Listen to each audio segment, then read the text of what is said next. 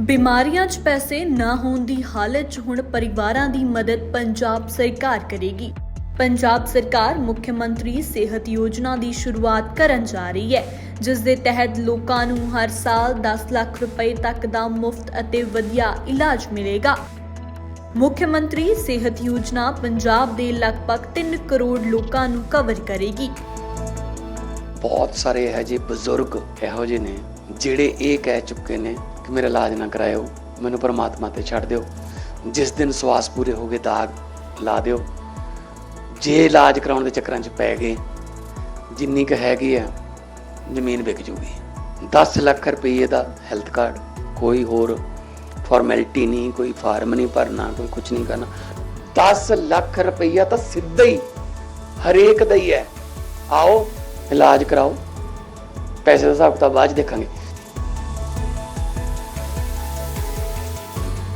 ਸਰਕਾਰੀ ਕਰਮਚਾਰੀ ਅਤੇ ਪੈਨਸ਼ਨਰਾਂ ਸਮੇਤ ਸੂਬੇ ਦੇ ਅਸਲ ਵਸਨੀਕਾਂ ਨੂੰ ਮੁੱਖ ਮੰਤਰੀ ਸਿਹਤ ਯੋਜਨਾ ਹੈਲਥ ਕਾਰਡ ਜਾਰੀ ਕੀਤੇ ਜਾਣਗੇ, ਜਿਸ ਦੇ ਤਹਿਤ ਹਰ ਕਿਸਮ ਦੇ ਸਰਕਾਰੀ ਅਤੇ ਸੂਚੀਬੱਧ ਪ੍ਰਾਈਵੇਟ ਹਸਪਤਾਲਾਂ 'ਚ ਮੁਫਤ ਅਤੇ ਕੈਸ਼ਲੈਸ ਇਲਾਜ ਮਿਲੇਗਾ।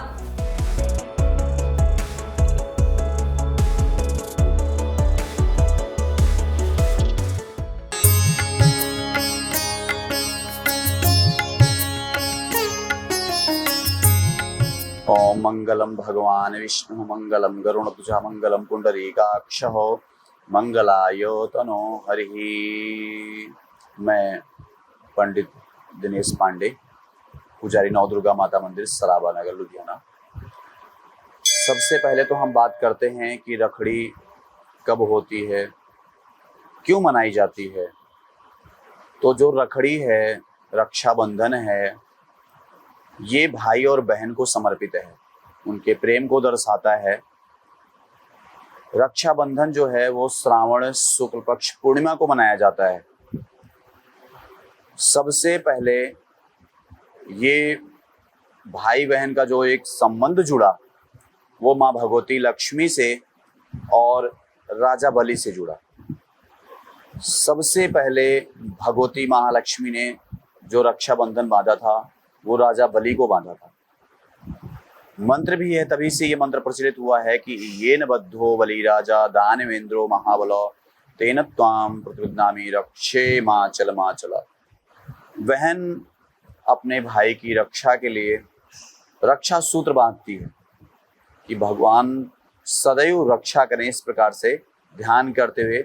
और जो सालों साल मतलब कहते हैं कि एक बार श्रावण पूर्णिमा को ऐसी कामना करने के बाद फिर अगले साल तक फिर वही कामना रहती है, अगले साल से पुनः उसी वर्ष से फिर शुरू हो जाता है कि भगवान मेरे भाई की रक्षा करना। ऐसे ही एक भाई और बहन का बहुत सुंदर जो पर्व है वो भाई दूज के रूप में भी जाना जाता है।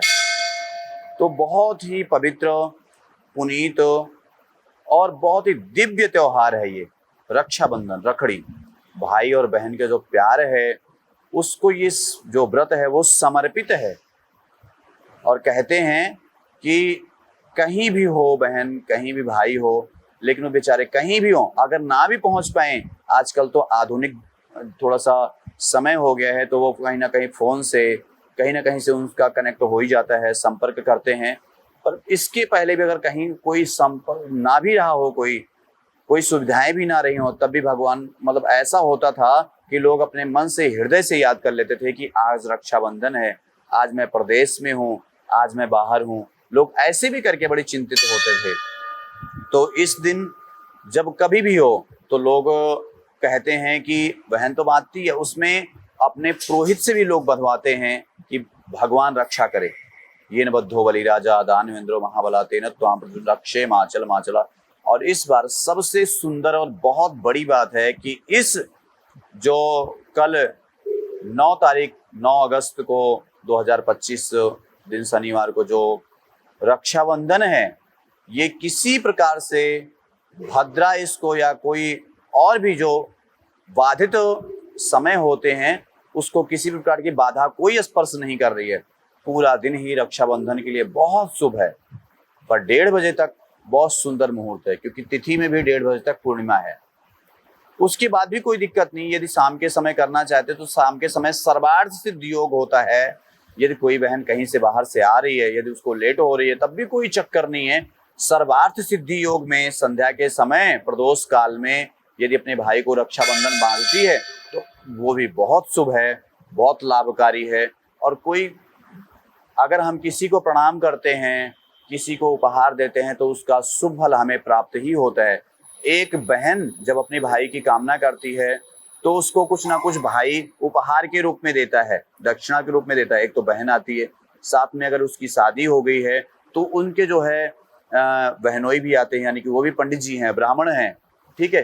तो जब उनके चरण हमारे घर में पड़ते हैं, मेरा घर हो, आपका घर हो, पूरे समाज में किसी का भी घर हो, तो वो घर धन्य हो जाता है। उसमें आप एक तो श्रावण पूर्णिमा भी है, उसके बाद रक्षाबंधन भी है, तो उस समय कोई दान पुण्य दिया हुआ वो भी व्यक्ति को बहुत लाभ प्रदान करता है, बहुत लाभ पहुंचाता है। और यही लाभ, यही दान पुण्य उस व्यक्ति की रक्षा करता है। इसका इतना सुंदर महत्व है। सर, जैसे पिछली बार बोला गया था कि कुछ समय निश्चित किया गया था कि इस समय के बाद या इस समय से पहले बहन भाई को रक्षाबंधन ना बांधे, तो इस बार जैसे आप बोल रहे हैं कि पूरा दिन ही क्या? हाँ, मैं यही कहना चाह रहा था, किसी भी चीज उसमें ना पड़े। बहुत सुंदर है, पूर्णिमा है, किसी प्रकार से कोई भी भद्रा नहीं स्पर्श कर रहा है। आप निश्चिंत होके सबसे पहले ठाकुर जी को मंदिर में जाके, घर में लड्डू गोपाल होते हैं, सबसे पहले भगवान को रक्षाबंधन बांधिए। उसके बाद जितने जो भी आपके पास रक्षाबंधन समस्त है, एक बार भगवान के चरणों में अर्पण कर दो, प्रसाद हो जाएगा। उसके बाद वो रक्षा सूत्र अपने भाई को बांध सकते हैं। बहुत ही अच्छा है, किसी प्रकार से कोई भी बाधा नहीं है और किसी प्रकार से कोई भद्रा भी नहीं है। मैं कहता हूँ पूरा दिन संध्या का समय भी, किसी भी समय एक बहन अपने भाई को रक्षाबंधन बांध सकती है और एक भाई अपने बहन को एक सुंदर उपहार देना चाहिए। मैं तो इसी पक्ष में रहता हूँ। बहन आती है आपके घर में, आपको आपके लिए दुआ करती है, आपसे प्रार्थना, भगवान से प्रार्थना करती है कि सदैव आप सुखी हों, प्रसन्न हों, तो आप बहन को जितना अच्छा उपहार हो सके उतना अच्छा देना चाहिए। कहने का मतलब सुबह दोपहर शाम जब मर्जी जब बांधिए। और मैं आपको एक बहुत अपनी व्यक्तिगत बात बताता हूँ। वैसे सोशल मीडिया पे बहुत कम लोग ऐसे बातें करते होंगे। जब मेरा विवाह हुआ आज के 3 साल 4 साल पहले, तो सबसे पहले मेरी वाइफ ने मुझसे ये पूछा कि आप अपने बहन को रक्षाबंधन पे क्या देते हो। तो मैंने कहा आज तक मैंने कोई विशेष उपहार नहीं दिया है। तो मेरी वाइफ ने मुझसे अनुग्रह किया और वो साथ में इस चीज में हेल्प करके, तब से मेरी बहन को मेरी वाइफ के द्वारा हम दोनों मिलके कुछ ना कुछ उसको हर साल रक्षाबंधन पे उपहार देते हैं। मैं आप सभी भाइयों से निवेदन करता हूँ, हाथ जोड़ के निवेदन करता हूँ कि बहन है आपकी, भगवान ने किसी समय आपका कोई पुण्य रहा होगा जो एक साथ है, दोबारा आप एक कोख से, एक माँ से जन्म नहीं लेंगे। आप कभी भी अपने बीच, भाई और बहनों के बीच में किसी बात को लेके तनाव आने ही मत दो। और बहन है वो आपकी, उसको हमेशा प्रसन्न रखो, वो हमेशा प्रसन्न रहेगी तो आप प्रसन्न रहोगे, ये मेरा विश्वास है।